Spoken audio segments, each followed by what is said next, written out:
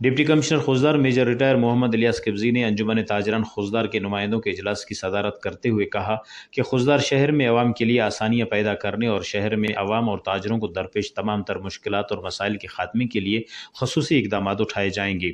جس میں خوزدار شہر سے تجاوزات کا خاتمہ، ٹریفک کی روانی اور صفائی کی صورتحال میں بہتری، اسٹریٹ لائٹس کی درستگی، رکشے والوں کے لیے اسٹینڈ مختص کرنا، ریڑھی بانوں کو راستوں سے ہٹانا، رمضان المبارک کے مہینے پرائس کنٹرول کمیٹی کے ذریعے قیمتوں کو چیک کرنا، بھکاریوں کا خاتمہ سمیت دیگر اقدامات عمل میں لائے جائیں گے۔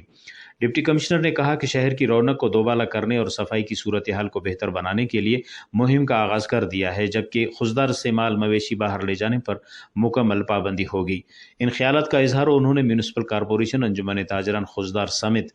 دیگر نمائندوں کے اجلاس سے خطاب کرتے ہوئے کہا۔ اجلاس میں ایس ایس پی خوزدار ارباب امجد قاسی، اسسٹنٹ کمشنر خوزدار جہاں زیب نور شاہوانی، انجمن تاجران کے صدر حافظ حمید اللہ، پریس کلب خوزدار کے صدر منیر نور نے شرکت کی۔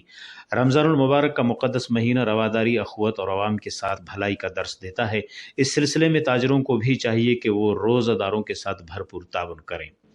رپورٹ مرتضی بلوچ، وش نیوز، خوزدار۔